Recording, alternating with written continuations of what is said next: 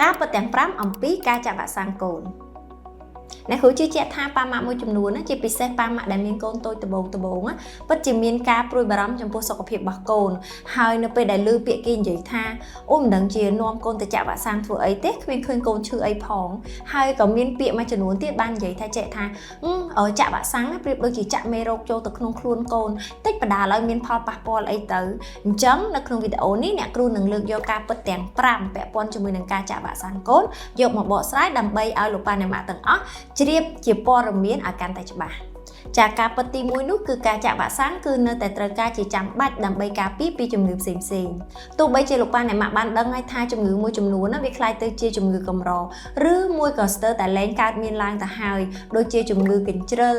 ខាំងស្លាក់ក្អកមាន់គ្រុនស្វិតដៃជើងជាដើមក៏ប៉ុន្តែយើងក៏មិនគួរមានការធ្វេសប្រហែសដែរពីព្រោះថាជំងឺអស់ទាំងនោះអាចនឹងផ្ទុះឡើងនៅក្នុងថ្ងៃណាមួយហើយប្រសិនបើកូនយើងបានទទួលនៅវ៉ាក់សាំងការពារបានគ្រប់គ្រាន់នោះគឺជាកត្តាដែលអាចការពារពួកគាត់បានយ៉ាងល្អបំផុតតួយ៉ាងដូចជាអ្នកគ្រូសូមលើកឧទាហរណ៍នៅក្នុងសហរដ្ឋអាមេរិកនៅក្នុងឆ្នាំ1989រហូតទៅដល់ក្នុងចន្លោះត្រឹមឆ្នាំ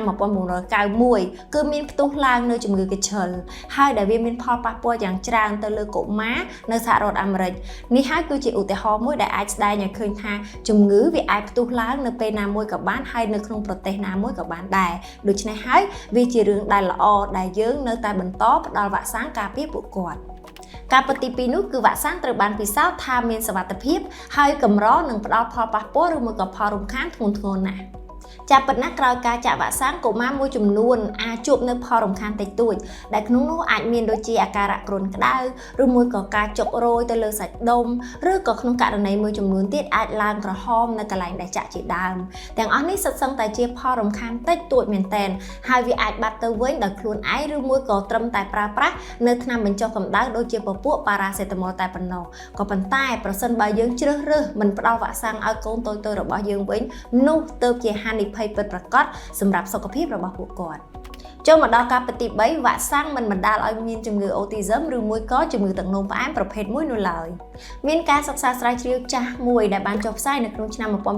1998បានលើកឡើងថាការចាក់វ៉ាក់សាំងកញ្ជ្រិលស្អូចសាឡាតេនឬដែលយើងហៅកាត់ថា MMR នឹងអាចផ្ដល់ផលប៉ះពាល់មួយគឺថាអាចបណ្ដាលឲ្យកុមារមានជំងឺអូទីសឹម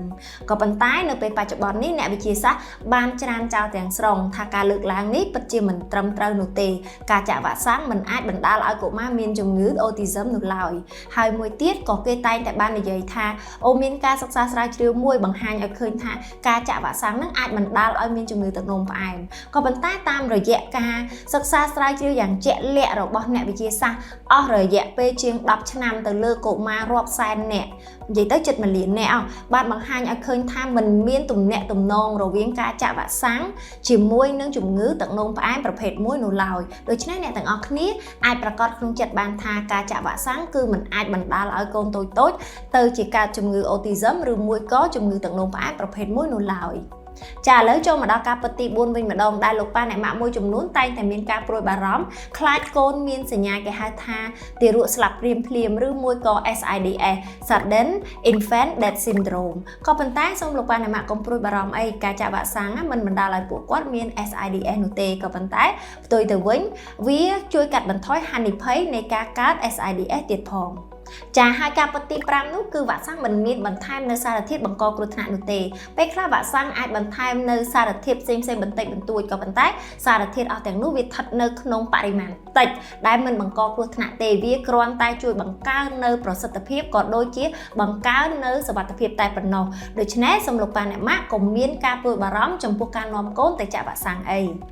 សរុបមកវិញការចាក់វ៉ាក់សាំងពិតជាមានសុវត្ថិភាពហើយវាមិនផ្ដល់ផលប៉ះពាល់អ្វីទៅដល់កូនតូចៗរបស់យើងនោះទេដូច្នេះបន្ទាប់ពីទស្សនាវីដេអូនេះហើយអ្នកគ្រូសង្ឃឹមថាអ្នកទាំងអស់គ្នាពិតជាអាចនាំកូនទៅចាក់វ៉ាក់សាំងឲ្យបានគ្រប់គ្នាទៅតាមកាលវិភាគឬមួយក៏ប្រតិទិនដែលគ្រូពេទ្យបានណាត់ទុកហើយប្រសិនបើមានចម្ងល់ឬមួយក៏មានជាបញ្ហាអ្វីផ្សេងគួរតែទៅជួបពិគ្រោះជាមួយនឹងគ្រូពេទ្យជំនាញជាជាងចេះតែស្ដាប់ពាក្យដំណាលតៗគ្នា